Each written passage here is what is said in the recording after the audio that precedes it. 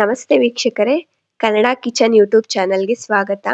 ಇದೀಗ ನಾವು ಇದ್ಕಿನ್ ಬೇಳೆ ಸಾಂಬಾರ್ ಮಾಡೋದು ಹೇಗೆ ಅಂತ ತಿಳ್ಕೊಳ್ಳೋಣ. ಬೇಕಾಗಿರೋ ಪದಾರ್ಥಗಳು: ಧನ್ಯದ ಪುಡಿ, ಕಾಯಿ ತುರಿ, ಒಣಮೆಣಸಿನ್ಕಾಯಿ, ಈರುಳ್ಳಿ, ಟೊಮೆಟೊ, ಪುದೀನ, ಬೆಳ್ಳುಳ್ಳಿ, ಶುಂಠಿ, ಕೊತ್ತಂಬರಿ ಮತ್ತೆ ಕರಿಬೇವು. ಇಷ್ಟು ಬೇಕಾಗಿರೋ ಪದಾರ್ಥಗಳು. ನಂತರ ಸ್ಟವ್ ಆನ್ ಮಾಡಿಕೊಂಡು ಒಂದು ಬಾಣಲಿ ಇಟ್ಕೊಳ್ಳೋಣ. ಬಾಣಲಿಯಲ್ಲಿ 10 ರಿಂದ 12 ಒಣಮೆಣಸಿನ್ಕಾಯಿ ಹಾಕೊಳ್ತಾ ಇದ್ದೀನಿ. ನಂತರ ಒಂದು ಮೀಡಿಯಂ ಸೈಜ್ ಈರುಳ್ಳಿ ಹಚ್ಚಿಟ್ಕೊಂಡಿರೋದು ಹಾಕೊಳ್ತಾ ಇದ್ದೀನಿ. 2 ಮೀಡಿಯಂ ಸೈಜ್ ಟೊಮೆಟೊ ಹಾಕೊಳ್ತಾ ಇದ್ದೀನಿ. ನೀಟಾಗಿ ಫ್ರೈ ಮಾಡ್ಕೋಬೇಕೆಲ್ಲ. ನಂತರ ಒಂದು ಸ್ವಲ್ಪ ಪುದೀನ ಹಾಕೊಳ್ತಾ ಇದ್ದೀನಿ.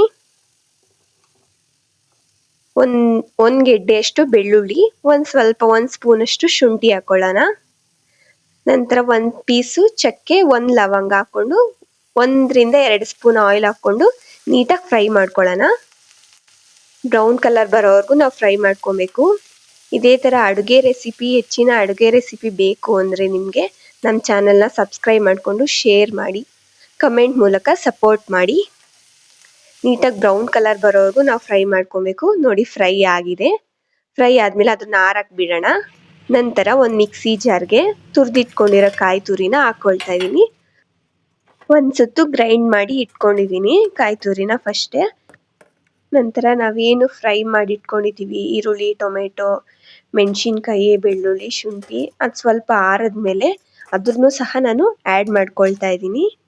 ಅದ್ರ ಜೊತೆಗೆ ಸ್ವಲ್ಪ ಕೊತ್ತಂಬರಿನ ಆ್ಯಡ್ ಮಾಡ್ಕೊಳ್ಳೋಣ. ನಂತರ 2 ಸ್ಪೂನ್ ಅಷ್ಟು ಧನಿಯಾ ತೊಗೊಂಡಿದ್ದೀನಿ, ಧನಿಯಾನು ಹಾಕ್ಕೊಳ್ತಾ ಇದ್ದೀನಿ. ಹಾಕ್ಕೊಂಡು ಗ್ರೈಂಡ್ ಮಾಡಿ ಇಟ್ಕೊಂಡಿದ್ದೀನಿ. 1 kg ಅವರೆಕಾಯಲ್ಲಿ ಸುಲಿದಿಟ್ಕೊಂಡಿರೋ ಕಾಳಿದು 2 ರಿಂದ 3 ಅವರು ನೆನೆಸಿ ಇದಕ್ಕೆ ತೊಳೆದು ಇಟ್ಕೊಂಡಿದ್ದೀನಿ ಕಾಳನ್ನ. ನೋಡಿ ಎಷ್ಟು ನೀಟಾಗಿದೆ. ಏನು ಉಳ್ಕ ಎಲ್ಲ ಇದ್ದರೆ ತೆಗೆದಾಕಿ ನೀಟಾಗಿ ಮಾಡಿಟ್ಕೋಬೇಕು. ನಂತರ ಒಂದು ಕುಕ್ಕರ್ಗೆ 2 ರಿಂದ 3 ಸ್ಪೂನ್ ಆಯಿಲ್ ಹಾಕ್ಕೊಂಡು ಆಯಿಲ್ ಕಾದಾದ್ಮೇಲೆ 1 ಸ್ಪೂನ್ ಸಾಸಿವೆ ಹಾಕ್ಕೊಳ್ತಾ ಇದ್ದೀನಿ. ಒಗ್ಗರಣೆಗೆ ಈರುಳ್ಳಿ ಮತ್ತು ಕರಿಬೇವನ್ನ ಹಾಕ್ಕೊಂಡು ಸ್ವಲ್ಪ ಫ್ರೈ ಮಾಡ್ಕೊಳ್ಳೋಣ. ನಂತರ ಏನು ತೊಳೆದಿಟ್ಕೊಂಡಿರೋ ಇದ್ಕಿದ ಕಾಳಿದೆ ಅದನ್ನು ಆ್ಯಡ್ ಮಾಡಿಕೊಂಡು ಎಣ್ಣೆಯಲ್ಲೇ ಸ್ವಲ್ಪ ಫ್ರೈ ಮಾಡ್ಕೋಬೇಕು. ಒಂದು 5 ನಿಮಿಷ ಎಣ್ಣೆಯಲ್ಲೇ ಆಡಿಸ್ಕೋಬೇಕು, ಯಾಕಂದರೆ ತೇವಾಂಶ ಎಲ್ಲ ಹೋಗಬೇಕು.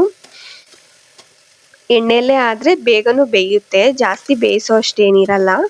ಕಾಳನ್ನ 1 ವಿಜಿಲ್ ಅಥವಾ 2 ವಿಜಿಲ್ಗೆ ಕಾಳು ಬೆಂದೋಗುತ್ತೆ. ನೀಟಾಗಿ ಫ್ರೈ ಮಾಡ್ಕೋಬೇಕು. ನಂತರ ನಾವೇನು ರುಬ್ಬಿಟ್ಕೊಂಡಿದ್ದೀವಿ ಆ ಮಸಾಲೆನ ನಾವು ಆ್ಯಡ್ ಮಾಡ್ಕೊಳ್ಬೇಕು. ನಮಗೆ ಗಟ್ಟಿ ಎಷ್ಟು ಬೇಕೋ ಅಷ್ಟು ಅಥವಾ ತೆಳುಗೆ ಬೇಕಂದರೆ ತೆಳುಗ, ನೀರು ಎಷ್ಟು ಬೇಕೋ ಅಷ್ಟು ನೋಡಿಕೊಂಡು ನಾವು ಆ್ಯಡ್ ಮಾಡ್ಕೋಬೇಕು. ಯಾವ ರೀತಿ ಬೇಕು, ಗ್ರೇವಿ ಥರ ಬೇಕಾ ಅಥವಾ ತಿಳಿ ಸಾಂಬಾರು ಥರ ಬೇಕಾ ನೋಡಿಕೊಂಡು ನಾವು ನೀರನ್ನ ಆ್ಯಡ್ ಮಾಡ್ಕೋಬೇಕು. ನಂತರ ನಾವು ರುಚಿಗೆ ತಕ್ಕಷ್ಟು ಉಪ್ಪನ್ನ ಆ್ಯಡ್ ಮಾಡ್ಕೊಳ್ತಾ ಇದ್ದೀನಿ. ನಂತರ ಕುಕ್ಕರ್ನ ಕ್ಲೋಸ್ ಮಾಡ್ಕೊಳ್ಳೋಣ. 2 ರಿಂದ 3 ವಿಷಿಲ್ ಕೂಗಿಸ್ಕೊಳ್ಳೋಣ. ಕೂಗಿಸ್ಕೊಂಡಿದ್ದಾದ್ಮೇಲೆ ಆರಕ್ಕೆ ಬಿಟ್ಟು ನಂತರ ನೋಡಿ ಸಾಂಬಾರು ಎಷ್ಟು ನೀಟಾಗಿ ಆಗಿದೆ. ಕಾಳು ಸಹ ಬೆಂದಿದೆ. ಸಾಂಬಾರು ಅಷ್ಟು ಗಟ್ಟಿನೂ ಅನ್ಸಲ್ಲ, ತೆಳುನೂ ಅನ್ಸಲ್ಲ. ನಾನು ಮೊದಲೇ ಮುದ್ದೆ ಮಾಡಿಟ್ಕೊಂಡಿದ್ದೀನಿ. ಬಿಸಿ ಬಿಸಿ ಮುದ್ದೆ ಜೊತೆಗೆ ಇದ್ಕಿನ ಬೇಳೆ ಸಾಂಬಾರು ತುಂಬ ರುಚಿಯಾಗಿರುತ್ತೆ. ನೋಡಿ, ಅದ್ರ ಜೊತೆಗೆ 1 ಸ್ಪೂನ್ ತುಪ್ಪ ಆ್ಯಡ್ ಮಾಡ್ಕೊಂಡು ತಿಂದರೆ ತುಂಬ ಚೆನ್ನಾಗಿರುತ್ತೆ. ಪೂರಿಗೆ ಮತ್ತು ದೋಸೆಗೆ ಇದ್ಕಿನ ಬೇಳೆ ಸಾಂಬಾರು ಕಾಂಬಿನೇಷನ್ ತುಂಬ ರುಚಿಯಾಗಿರುತ್ತೆ.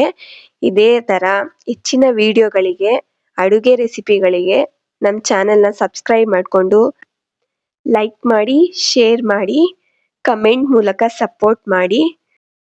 ಬಿಸಿ ಬಿಸಿ ಮುದ್ದೆ ಜೊತೆಗೆ ಇದ್ಕಿನ ಬೇಳೆ ಸಾಂಬಾರು ನೀವು ಒಂದ್ಸಲ ಟ್ರೈ ಮಾಡಿ. ಧನ್ಯವಾದಗಳು.